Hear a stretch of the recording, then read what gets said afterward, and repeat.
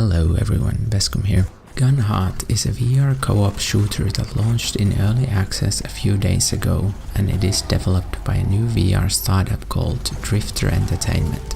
This video is a fairly in-depth look at the game in its current state. However, this is not a review, even though I will go over a lot of the same things as I would in a review. It is more like a video to explain the state in which Gunheart is right now at the launch of the early access, and what kind of issues you should expect to run into if you decide to buy the game right now. If you are watching this video a long time after its release, keep in mind that this may no longer be representative of the game state at that point. Before getting started, there is one thing I want to mention. I recorded the game footage using two different HMD mirror settings, and I'd like to know which type of video you prefer so that in the future I can use the one that most people prefer in the case the game doesn't have a better costume mirroring system. There is the letterboxed video that has black bars on the sides which actually shows more of what's going on, and then there is the full screen video that crops the top and bottom parts of the screen and zooms in on the center. Obviously filling the whole screen is a lot better, but I also feel like with the amount of cropping it requires, it just doesn't look right, with the hands and weapons often ending up off screen completely. So there is a straw poll in the video description where you can vote for your favorite HMD mirror mode out of the two used in this video. You play as a robotic bounty hunter completing missions and killing alien bugs on planet Fortune. When you start playing, you are first dropped into the Bent Horizon bar, which acts as your hub area where you can also meet other players.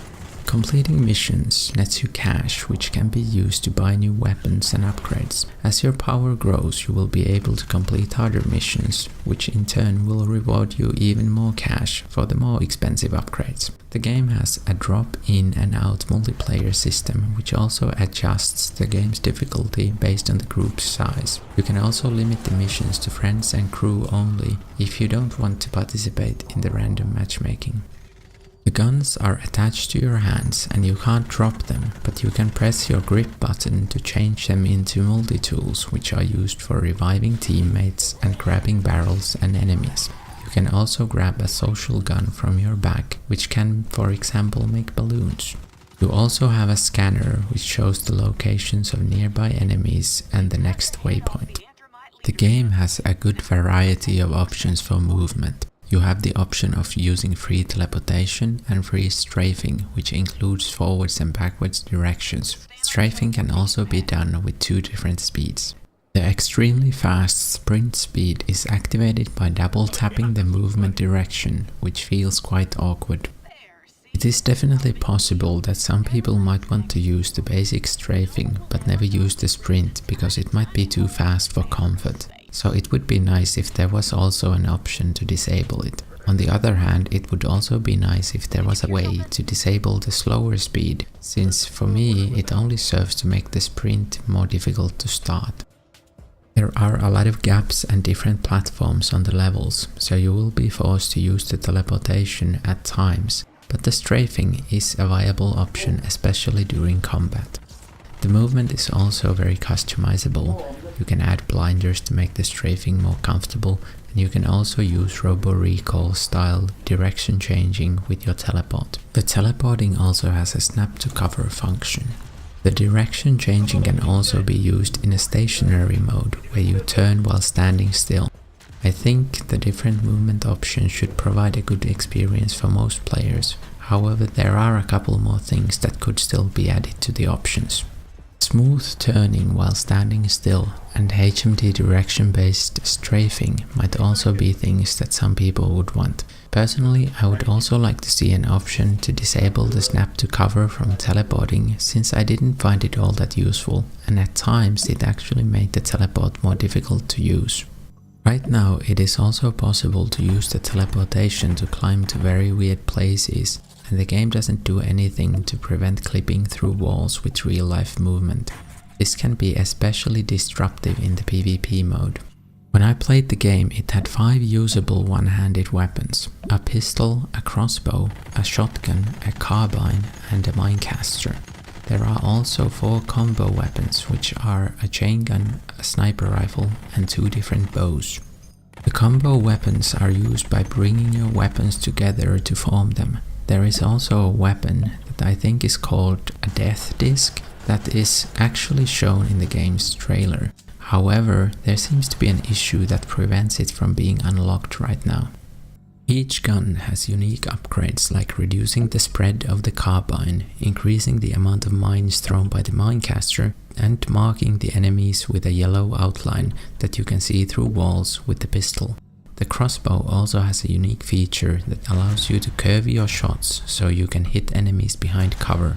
When it comes to the weapon balance, some of the weapons seem a lot more powerful than others, especially the fully upgraded pistol and the minecaster felt extremely powerful, while the carbine and the crossbow felt fairly weak in comparison. A big part of why the minecaster felt extremely powerful is that it can hit so many enemies at a time, and it is also really easy to hit with thanks to the big area of effect. On the other hand, the pistol is amazing because the upgrades increase the damage by so much that it is very fast to kill even the toughest enemies.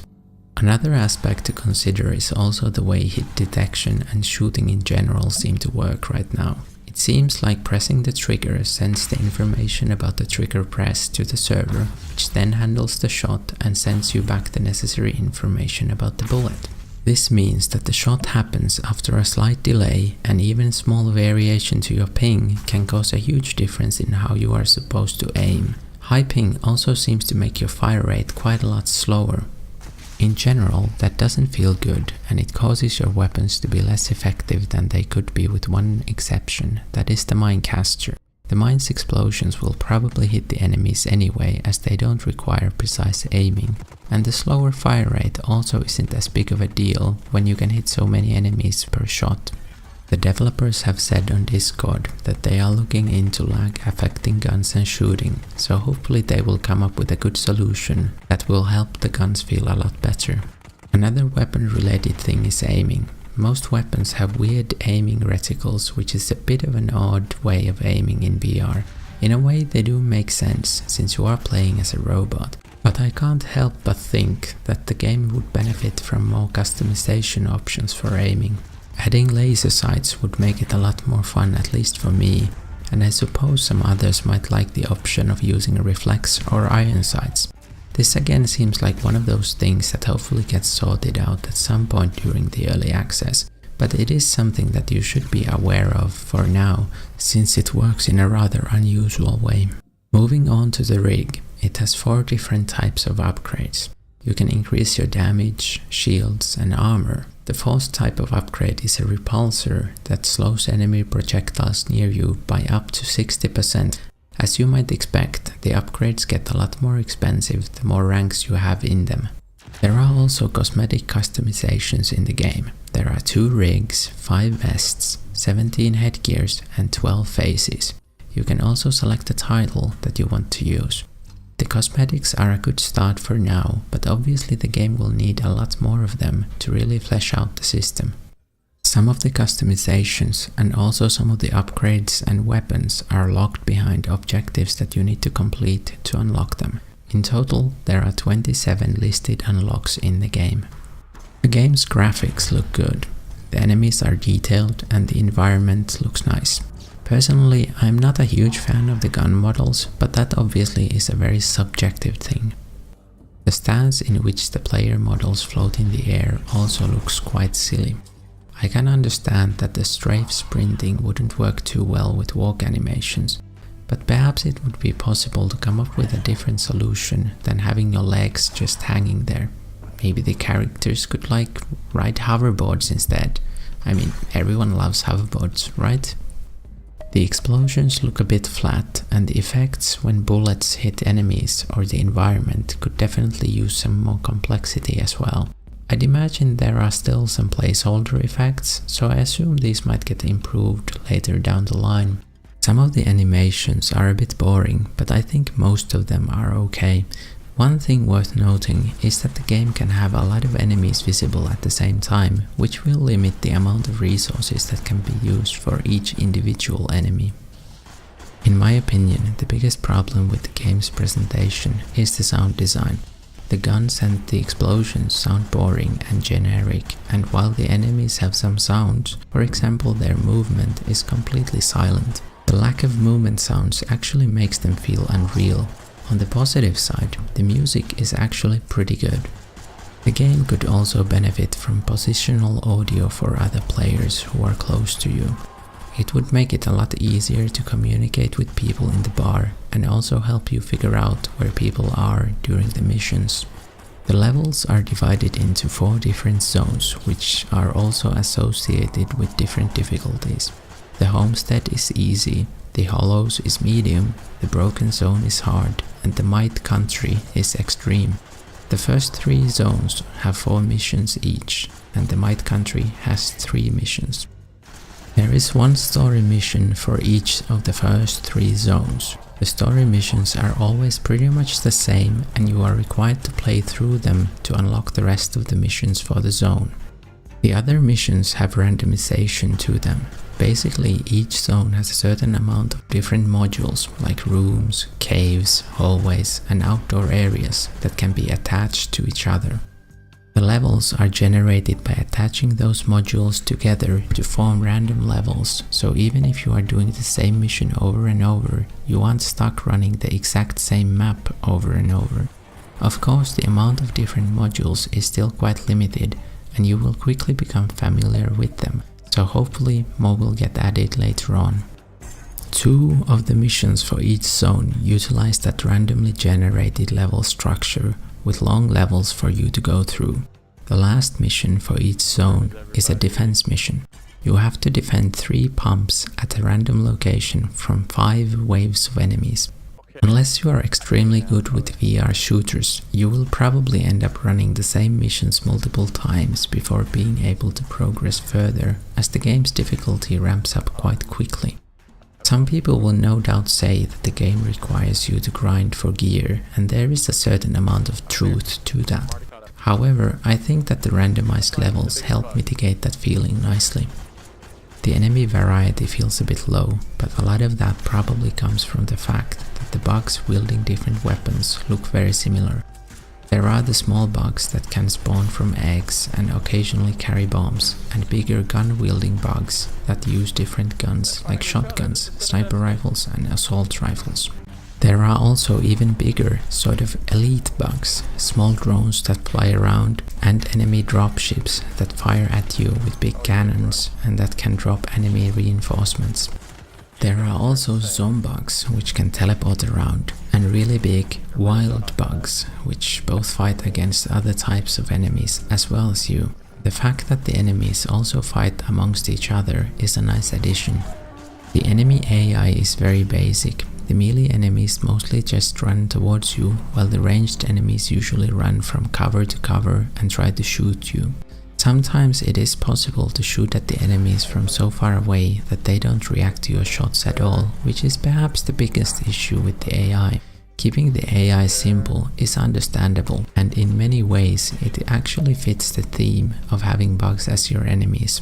It's kind of like fighting against a hive of simple-minded foot soldiers who are only effective when they outnumber their enemy, and in most cases they really do outnumber you.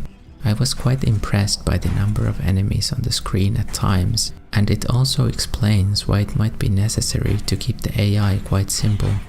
Another kind of big issue with the AI is the fact that in certain places it is very easy for the enemies to stop doing anything. That issue is a very specific one, and the developers are aware of it, so I'd imagine it will get fixed rather soon. The game also has PvP, but right now it is really just a simple deathmatch.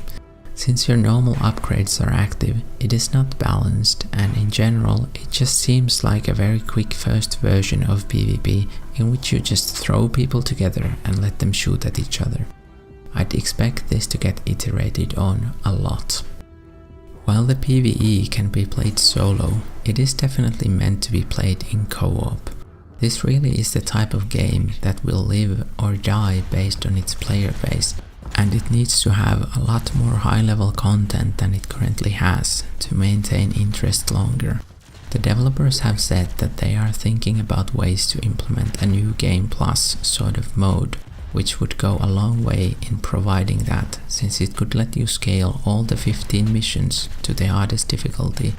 The game also has quite long loading times, which is an issue that hopefully gets sorted out at some point. So all in all, Gunheart seems like a really good and fun foundation for a game. It is very clearly an early access game that needs a lot more work, but for a game that just launched in early access, it is actually quite a lot of fun. Especially the sound design needs a lot of work, and I hope that it will be one of the things that gets sorted out sooner rather than later. Good sounds are just such a vital part of a good gaming experience, especially in VR. So, should you buy this game? Right now, I'd say it really depends on your personal preference. If you like playing early access games and providing feedback to the developers, then this could very well be a good game for you. Also, if you are looking for a co-op shooter to play with your friends, then this is a great option.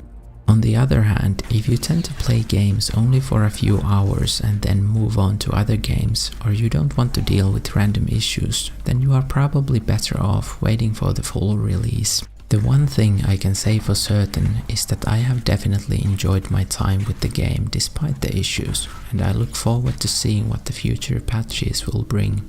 So, thank you for watching my video about Gunheart.